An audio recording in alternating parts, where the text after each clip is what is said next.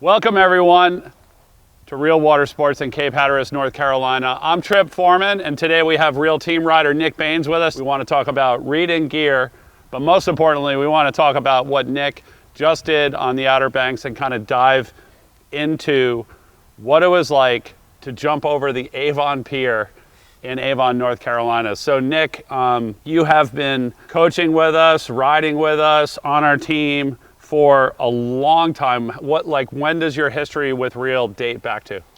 It dates back to 2008. After I graduated my senior year, I came down here to Cape Hatteras and started coaching for Real and riding, and then been loyal ever since. And so I know you've got a loyal group of students, follow you and are always doing private requests for lessons and going out on the water, with the different sports that you teach here at Real. And now also you're riding, ever since the beginning, you've always had a charging attitude in the water. I mean, literally just zero concern for yourself, just full huck all the time, Yeah. Which has just been amazing to watch, and it has really gone next level, both through your own skill and, through the progression of the gear that you've been riding. And, now to take it to what you're doing now, you're not jumping soft islands or water to water. Now you're jumping hard structures. So let's jump into this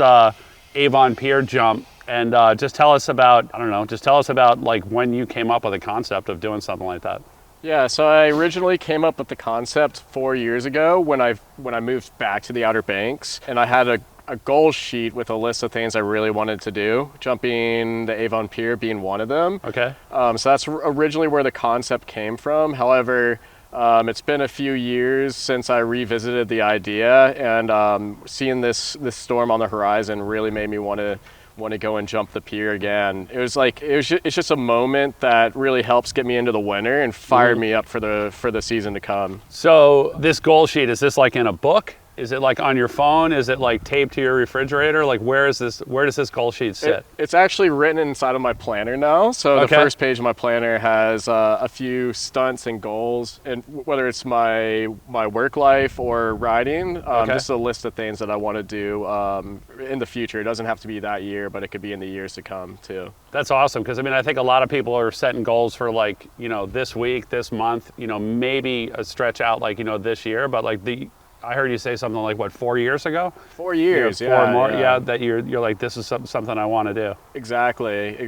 And honestly, in the past 4 years, maybe there's days that the conditions were even better for doing the pier jump. But it's also having the mindsets, having the right gear to achieve a stunt like that. I think those are critical. And that day, I just had the right mindset. I knew I had the best gear in the world to achieve something like jumping the Avon Pier. Let's talk about what is it in the training and the build-up. So if you set this goal this far out, I know you eat a lot of Waves Market food. You go to the deli West. It's crucial. Burritos, a lot of Nick Baines signature meals. Yeah, Red Baron pizzas. Beyond the nutritional side, what is it that you do? Whether it be on the water, off the water, to prepare yourself and get yourself in that confident mindset to do something like that? Yeah, so I just kiteboard as much as possible. Cross-training with surfing and all the other water sports is key too, because doing a stunt like that, you have to be able to read the ocean. But this is my 19th year kiteboarding, going into my 20th year for 2023. So lots of time on the water. I've spent a ton of time in Cape Town learning how to time my jumps off of the waves in strong wind conditions. And the tricky part about the Outer Banks is you could also be landing on an 8-foot barrel when it's blowing 30, 40 miles an hour. Right. So knowing how to read the ocean is critical. So a lot of my surfing for my whole life has really helped out with the whole reading the ocean side of the sport too. And you mentioned gear. I know that you ride all reading gear. Let's talk about the gear that you were riding when you did the jump, because I'm sure that plays a big part of the confidence component. Yeah, definitely. So this is actually the kite right here that I use to jump the pier. It's my 9-meter Reed-End Supermodel. It's a really good all-around kite, great in the waves, surf riding. It's designed by Damien and Kevin Langray, and that guy is an insane big air kiteboarder, so I really trust this kite for going as high as possible. He's 3-time Red Bull King of the Air champion, so I knew this is a kite that I could trust for jumping over the pier. And then in terms of like my harness and board, I was riding the Dakine Pyro, and then also I was riding my Reedon Kev Pro 136 with my Vedatech wakeboard bindings. I don't always ride wakeboard bindings when I do big air, but this is something where I didn't want to lose my board. I wanted as much hold as possible. I can get a little bit better edge with the full wakeboard bindings, so that was a critical part of my gear quiver. And then of course I had a Dakine helmet, just in case, you know, worst case scenario, want to be ready for anything. So let's get into the jump. Okay. So there was a lot, like on the internet, like there was a lot of hype on the conditions that they were generated by a hurricane, like by Hurricane Nicole. Like, right. Is, in your opinion, like, is that true? Or like, did it help it? Or like, you know, what are your thoughts there? It definitely helped the conditions. I believe that day Hurricane Nicole was hitting North Florida. Okay. So the storm was really far away, but the outer bands was helping to bring in that wind that generated the conditions that we had. Okay, yeah, so that, I mean, that actually happens a lot. Like the Weather Channel hype gets going on the storms, and they start saying the Carolinas. Exactly. Where here we get like 30, and it ends actually ended up being a really good kiteboarding day rather than like a 50 to 80 mile an hour blowout. Yeah, we were really hoping for a bit stronger conditions that day. I really wanted it to be on a smaller kite than my 9-meter. Really wanted it to be on like a 7 or an 8 and 40 knots of wind. That day it was more in the 30 mile per hour wind range. Okay. So maybe not as strong as I would have liked. And then also when we showed up to the pier, we got there directly at dead low tide, and it was full moon. So we were there on a spring tide, dead low tide, as big as the jump could have been. Okay. Yeah, we timed it perfectly. So that low tide meaning that the water is going to be lower, relatively the pier is going to be higher. It's a bit higher. Yeah, out of the water. Yeah. And so, I mean, you talk about showing up to the pier, and you talk about, you know, like the conditions that you saw. What about, like, did you go out and get permission before you jumped the pier? Yeah, so I did seek permission beforehand, just knowing the fact that videos like this or photos like this could go viral. So I didn't want anybody to get mad afterwards or end up in legal trouble. So I asked Alyssa Thompson if I could jump the pier. Her family leases the pier. Okay. Yeah, so I had permission from the Thompsons to jump the pier, and I'm really glad that I sought permission beforehand. And she just told me make sure you get photos. So she was pretty excited for the stunt herself. That's awesome. Yeah, the Avon Pier and, you know, all the development around there. The Thompsons, you know, own and run those businesses around their great local family, and you know, that pier is on lease from the Cape Hatteras National Seashore, and it's, you know, talking with a lot of people like from the Park Service, you know, they're just blown away. They're just like, wow, I can't believe this is happening like in our backyard, and you know, happening, you know, as something that, you know, that's happening like in a national park. You know, it's the Wright brothers actually learned how to fly like not too far away from here, and here you are flying down the coast and just like leaping over piers and stuff. Is, you know, it's awesome. I mean, what about if you didn't know the owner, or your next obstacle didn't have an owner? What would you do in that situation? Yeah, I mean, it would just be extra thing for me to think about, because I would still be out there doing it either way. Yeah. Just beg for forgiveness afterwards. All right, let's get into the jump.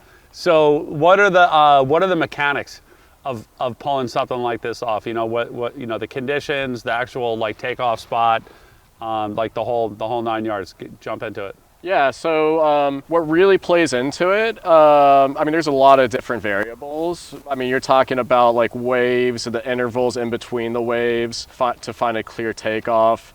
For the wind, for my 9-meter, I really wanted 30 miles an hour, and it was averaging just about right at 30. Okay. So the wind was there.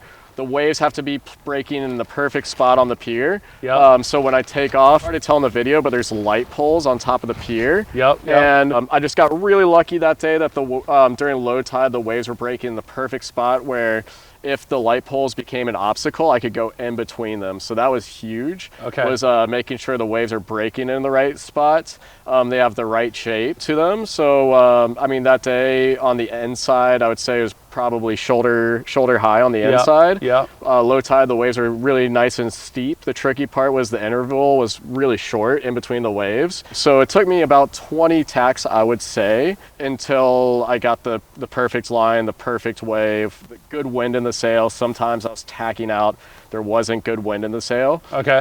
So, I mean, there's so many different variables that go into it. I watched the Avon Pier Surfline cam for probably an hour beforehand, just watching the waves and trying to imagine the perfect wave for the takeoff and envision myself going over the pier. So you mentioned Surfline. A bunch of the footage like that you're seeing online actually comes from one of their cams, right? Or several of their cams that are mounted on the Avon Pier. You know, what's going through your head like when this stuff is ending up like on Surfline to a whole different audience?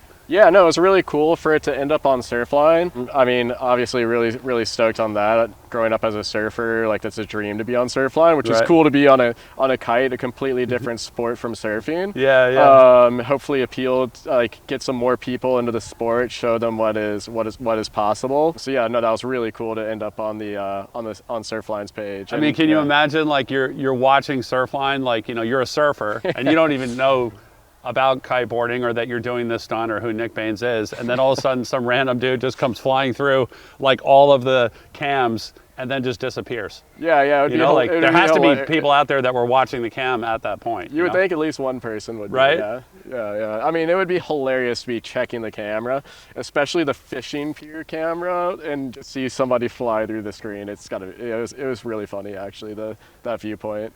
You know, we talk a little bit about the Surfline cam. Let's rewind a little bit and go back to that takeoff ramp. So you're 20 tacks back and forth, and you're looking for the perfect ramp. Like in your head, what were you looking for? And then just tell us about that ramp, because I need, you know, every air in surfing, like we just talked about surfing, every air in surfing is about the perfect ramp. Like exactly, what was your perfect ramp that you were looking for? What was that wave that sent you? Yeah, I was really looking for something in the chest to head high range. Yep. Honestly, it doesn't really matter if it's a closeout or a perfect peeling wave. Yep. You're really trying to take off like right before the wave breaks while it's standing up. It gives you the max tension for the lines. Yep. I mean, honestly, the wave I took off on was a little scary. The lip of the wave was quite thick, but I was really out of sync with the ocean at the beginning. Like every time I would tack towards the wave, it would be already breaking, or I might be a little bit too late, and that's when things are going to go wrong. So I wasn't trying to push the timing. But yeah, I changed up my timing a little bit for one of my tacks. I didn't tack back in all the way to the beach. I did an air transition near the beach. And that's what lined me up perfectly for that wave. So yeah, I got like a perfect like chest high, relatively steep wave, nice and steep, had a lot of power, build up all that tension. Yeah, you can see I just get plucked off the water and fling over the pier quite easily. Yeah, for those of you out there that are not kiters, like what Nick's talking about, like with tensioning the lines is finding that takeoff spot. Because you don't want to just send the kite and just have it rip you off the water in a time that you don't know is going to happen. You want to send the kite and then carve away from the kite and have that lip hold you, right? Like for that last minute, and then pull off. And looking at that footage, I mean, there was a nice defined takeoff spot right there. Yeah, it was perfect. That you just hooked it on and then just sent it like straight from there. Yeah, it was funny because like I was really nervous. Actually, in my head, I wasn't going to do it once I got out there. Yeah. But right when I saw that wave, all the fear was out the window, and I had good wind in the sail. Definitely had a good gust. Yeah, and just found the perfect wave and just sent it. Let's talk about like what's in your head when you're leaving that wave, like the split second after you connected with that wave and you're going to the air. Like, are you making it? Are you freaking out? Or what's going on in your head? Well, I already knew I was going to make it over the pier. The next worry in my mind were the light poles. I was kind of taking off kind of close to one of those. Yep. So I kind of pulled my kite a little bit back to the right to drag me away from the light pole. So I can move myself slightly while I'm in the air to avoid things. So I did that. Luckily, I was going over the light pole anyway. So I had the height where it didn't matter. I mean, when I was in the sky over the pier, I did glance down at it. I had a really good view of the Avon Pier from the sky, and then as soon as I was over the pier, I was already celebrating in the air. I was just so stoked. So what? There's only one person that got that view, right, above the pier, which is you. Right. You know, the Surfline cam shoots the other way. You know, that's how you get that view. But tell us, like, put us in that mindset, like going over the pier. Like, what? Obviously, you're looking down at the pier, right? Right. But what are your other visuals? Like, what else can you see? Can you see the Pamlico Sound on the other side of the island? Like, there's a chance I could have. Yeah. I could have seen the Pamlico if I looked in that direction. I've definitely seen the sound from the ocean, and then vice versa. See the ocean from the sound. So that's always a really cool view. The next thing I was really doing was trying to spot my landing.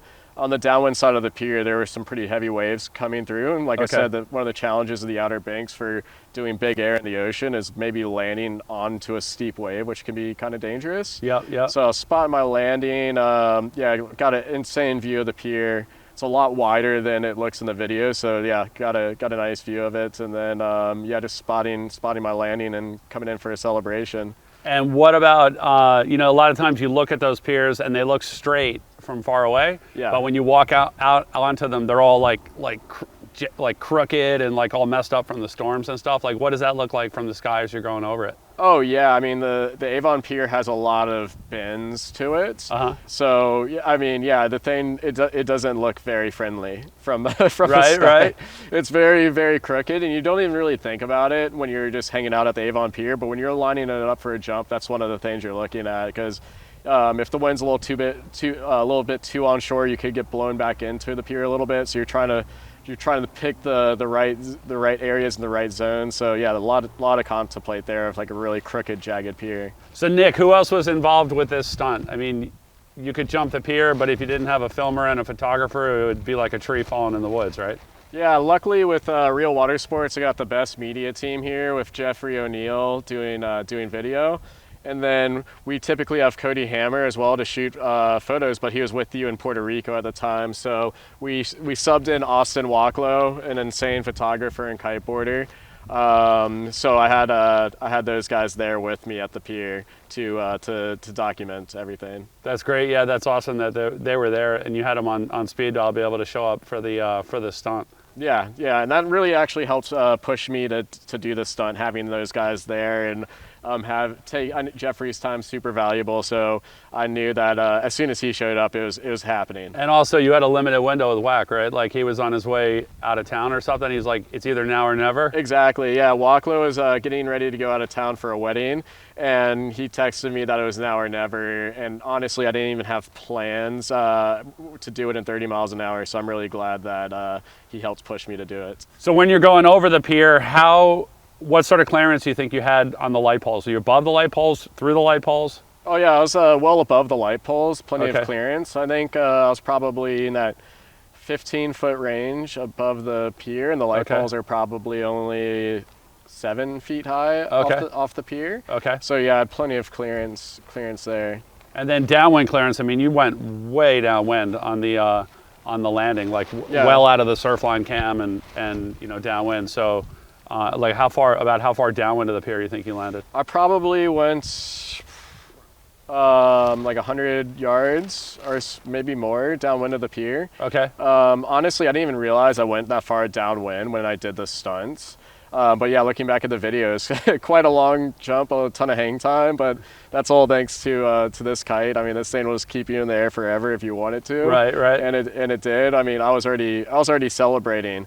I actually did the jump without my leash on. The control bar, the leash that tethers you in case something goes wrong. Just in case I did hit the pier, I could eject everything very easily. Okay. So while I was coming down for my landing, I actually had enough time in the sky to take the leash off of my spreader bar, the hook that connects you to the kite, and connect it back to my safety line while I was in the air. So really? Yeah, I had that much time in the air because I knew I was landing super far downwind. I was going to tack back upwind. I was just going to come into the beach, eject my kite to my safety line and start the celebrations, have a victory drink and everything. I mean, you talk about like just going endlessly downwind, like 100 plus yards. Another media source that picked it up was Kook Slams. Yeah. They picked it up off of Surfline. Right. And in their portrayal of it, you basically take off, go over the pier, and then you just go forever. Yeah. Never to be heard of again. Never to be seen again. Like you're like Mary Poppins or something like that. You're just gone, you know? Yeah. How many views did that get? That got over 1 million views on Kook Slams. So yeah, I mean, I didn't slam, so I was like, why the heck is it ending up on this page? But yeah, I mean, any view is a good view in my opinion. So I appreciate all the publicity that I got from the jump. So I know what my next question is, and I'm sure it's the viewers' next question is like, what's next on your goal list? Like with stunts like these, like do you have any other jumps that you're looking at, whether it's this winter or in years to come? Yeah, so I mean, all these types of stunts take the correct conditions. I have a couple more in mind, jumping over a couple of more things. We'll wait and see. Yeah. But yeah, it just takes the proper conditions. The next couple of stunts are going to take 40 mile per hour plus wind out of the southwest, so it's going to have to be extreme conditions. It's probably that like twice a year kind of southwest wind that we get, where it's in that 40 to maybe 50 mile per hour range. Yeah. And we know that you hunt that stuff. I mean, you've got every alert yeah. known to mankind on your phone, right, ready to let you know when that stuff's on the way in. Exactly. You have wind alerts for any time it blows over 30, anytime during the day. So yeah, I kite surf wind alerts for that, and then obviously like I got all the Surfline alerts for the surf here too. Awesome. Thanks everyone for tuning in. That's it from Cape Hatteras, North Carolina, here with Nick Baines. If you would like any more information about kiteboarding or learning to kiteboard, you can always check out the Real website, realwatersports.com/kiteboarding. Thanks for tuning in.